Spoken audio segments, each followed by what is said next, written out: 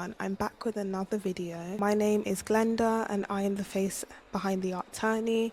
Today I'm going to be answering 10 questions that I have put together, as these are things that I'm currently asked both online and in person about my brand.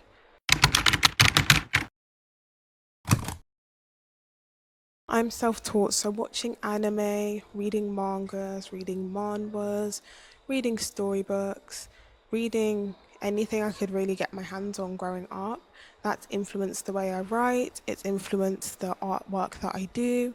But as I expose myself to different forms of creativity, my art style's going to evolve. I think the closest thing I took to a course was there was an online video that taught people how to draw a dragon, and I did that one. I think I did quite well in it. I think that's the closest thing I've had to having some form of education in art. Oh, except for in secondary school, art was a compulsory subject up to the age of, I think it was 13, so from 11 to 13, but that was general stuff like art theory, understanding there are different pencils that you can shade with.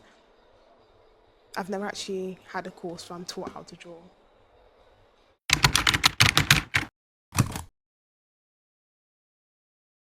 I like to incorporate Adinkra symbols into my artwork, which are different symbols that have different meanings for different things.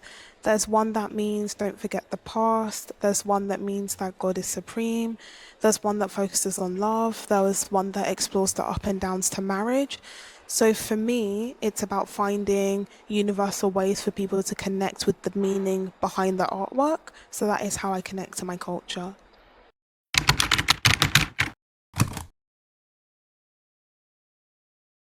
The Artani means artistic journey, and it's just about me developing, me growing as an artist, as a creative, me traveling to different places, having conversations with different people, creating lots of different products. I don't have a fixed creative medium. I don't just do coloring books, I don't just do comics.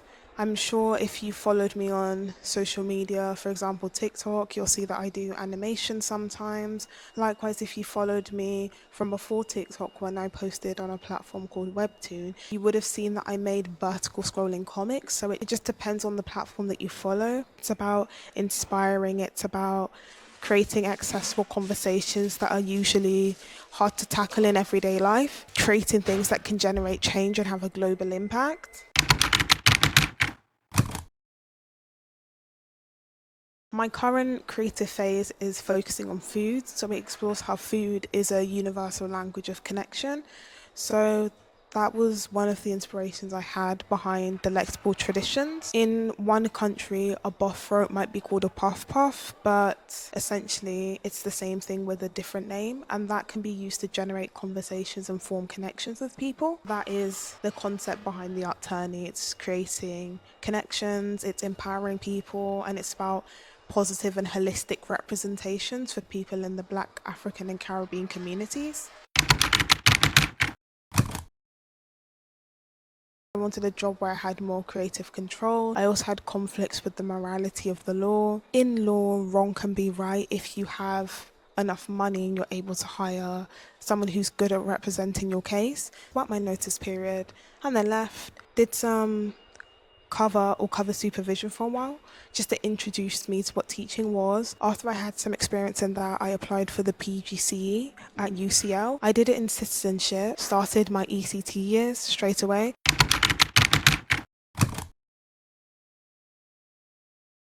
So for me, positive representation has always mattered. It's always been important. When I turn on the TV and I see a black character, I want to see more than the ghetto stereotype. Or when I watch a horror film, I don't want to watch the black person get killed off first, which means the actor has less screen time, which means they're entitled to less pay. I want to watch a black person being portrayed as human. People are always surprised to learn that my brand isn't just for Black, African, and Caribbean people. I think because that's the majority of characters they see in my artwork, they think it's just for those communities, but they're not. I've had someone ask me, oh, are these products for everyone or just for the people you draw?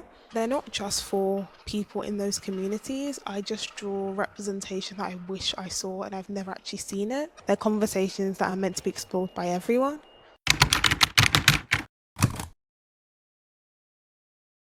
When I purchased my first tablet, it was an XP pen, it had an in screen, and I loved it so much. Even though the artwork that I did looks very different from the artwork that I do now, it was just nice to have a product that was used solely for artwork.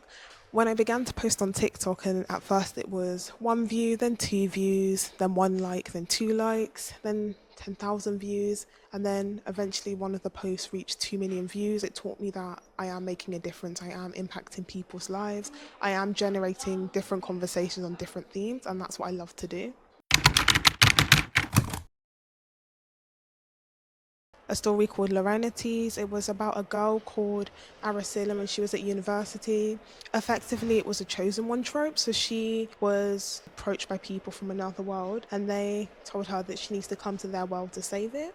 It's a very classic isekai story. For people who watch anime, I know you know what that means. Okay guys, so that's all from me. Thank you so much for watching and I'll see you again in a future video.